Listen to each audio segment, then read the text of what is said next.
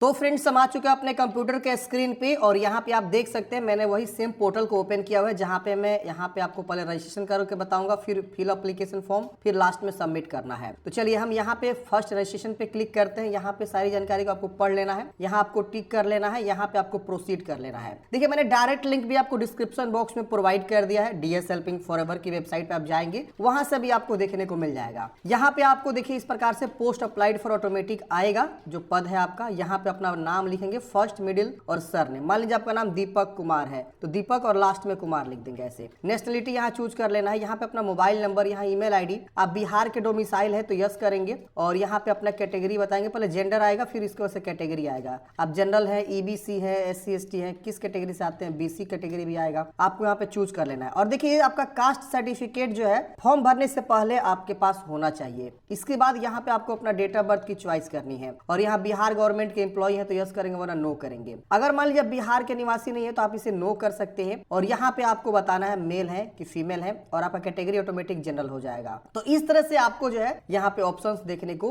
मिलेंगे। बिहार के निवासी तो यस करके अपना कैटेगरी को चुनाव कर सकते हैं। अब यहाँ पे आपको प्रोसीड करने है। जैसे ही प्रोसीड करेंगे यहाँ पे आपको इस प्रकार से टिक कर लेना है और उसके बाद से यहाँ पे आपको जो है एक कैप्चा कोड आएगा। अब कैप्चा कोड को क्या करेंगे, फिल करेंगे, जो भी आपका कैप्चा कोड है। फिर यहाँ पे आपको अगर एडिट करना है जानकारी में तो एडिट करेंगे, नहीं तो मेक पेमेंट पे क्लिक करेंगे, ओके करेंगे, अगेन ओके करेंगे। अब आपको यहाँ पे पेमेंट अपना जमा करना होगा, जो भी आपका फी लग रहा है। सबके लिए मात्र 100 रुपए का आवेदन शुल्क लग रहे हैं। आप किसी भी कैटेगरी से हो, अदर स्टेट से हो, मात्र 100 रुपए। यहाँ पे UPI का ऑप्शन है, UPI से भी आप पेमेंट जमा कर सकते हैं। चलिए मैं QR कोड जनरेट कर लिया हूँ और मैं यहाँ पे क्या करता हूँ, पेमेंट जमा कर लेता हूँ इस QR कोड को स्कैन करके। तो फ्रेंड्स हमने यहाँ पे पेमेंट जमा कर लिया है। थोड़ी देर में ऑटोमेटिक ये रीडायरेक्ट होगा। आप अगर स्कैन करके पेमेंट जमा कर लेते हैं, थोड़ा सा आपको वेट करना है, ये नहीं कि इसको क्लोज करना है, नहीं, वेट करना है। यहीं पे आपको देखिए लिख रहा है कि आपको प्लीज वेट, यहाँ पे बोल रहा है वेट करने के लिए। वेट करते ही देखिए इस प्रकार से आपका जो है पहला स्टेप जो रजिस्ट्रेशन है वो कंप्लीट हो जाता है और यहाँ पे आपको जो है एक पेमेंट रिसिप्ट देखने को मिल जाता है। और यहाँ पे आपको क्या करना है, अगर मान लीजिए आपका पेमेंट कट गया और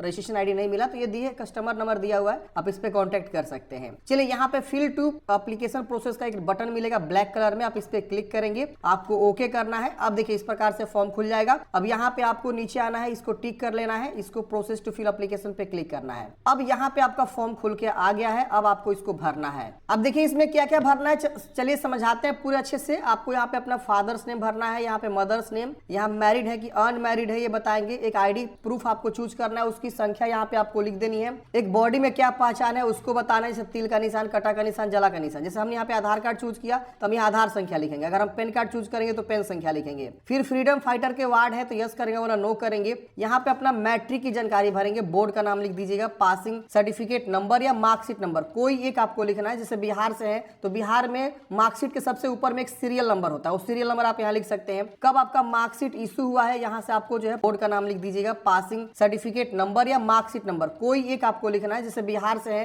तो बिहार में मार्कशीट के सबसे ऊपर में एक सीरियल नंबर होता है, वो सीरियल नंबर आप यहाँ लिख सकते हैं। कब आपका मार्कशीट इशू हुआ है यहाँ से आपको जो है पासिंग ईयर और मंथ आपको अच्छे से प्रॉपर मार्कशीट सर्टिफिकेट के अकॉर्डिंग ही चूज करना है। फिर 12वीं का यहाँ पे बोर्ड का नाम लिखेंगे, 12वीं किस बोर्ड से आपने पास आउट किया है। इसके बाद से यहाँ पे उसका पासिंग सर्टिफिकेट नंबर या मार्कशीट नंबर लिखना है और यहाँ इशू डेट या मार्कशीट इशू डेट यहाँ पे आपको बताना है। ग्रेजुएशन किए हैं तो बताएंगे वरना से छोड़ेंगे, PG किए तो बताएंगे वरना से छोड़ेंगे। यहाँ पे अपना परमानेंट एड्रेस को लिखना है, जो भी आपका एड्रेस है। फॉर एग्जाम्पल यहाँ पे अपना गाँव का नाम लिख देंगे, यहाँ मोहल्ला का नाम लिख देंगे, लैंडमार्क कोई है तो लिखेंगे वरना से छोड़ेंगे, यहाँ विलेज का नाम, फिर पोस्ट ऑफिस, फिर यहाँ राज्य, फिर यहाँ पे आपको जो अपना जिला का नाम, फिर पिन कोड लिखेंगे। और यहाँ पूछ रहा है कि आपका कॉरेस्पोंडेंस एड्रेस सेम है तो इसको यस पे टिक करेंगे, इधर सेम सेम कॉपी हो जाएगा। अलग है तो अलग अलग आप लिख सकते हैं। यहाँ पे आपको डिक्लेरेशन करना है क्रिमिनल केसेस को लेकर। तो क्रिमिनल केसेस आपके अगेंस्ट कोई है, जैसे यहाँ पे UPSC SSC के द्वारा आपको डिवाइडेड किया गया परीक्षा से, आप यस नो में बता देंगे। क्रिमिनल केस आपके अगेंस्ट कोई रजिस्टर्ड है, ये सब आपको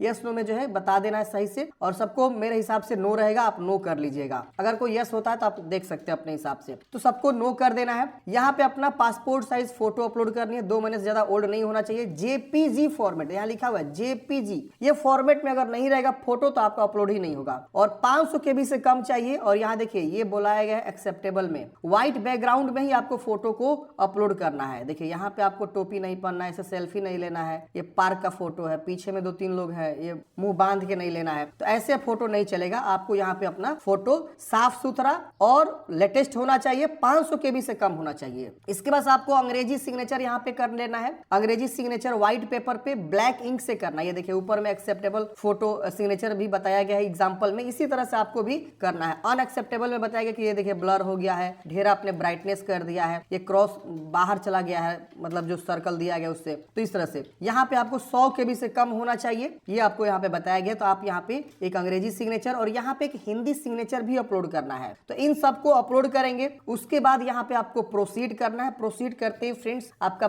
फाइनल सबमिट हो जाएगा, मतलब एक पहले प्रीव्यू आएगा, प्रीव्यू चेक करेंगे और उसके वजह से नीचे में आपको एक फाइनल सबमिट का बटन आएगा, उस पर आप क्लिक करेंगे, आपका फॉर्म फाइनल सबमिट हो जाएगा और उसके बाद से आपको प्रिंट आउट निकाल के हार्ड कॉपी सुरक्षित अपने पास रख लेना।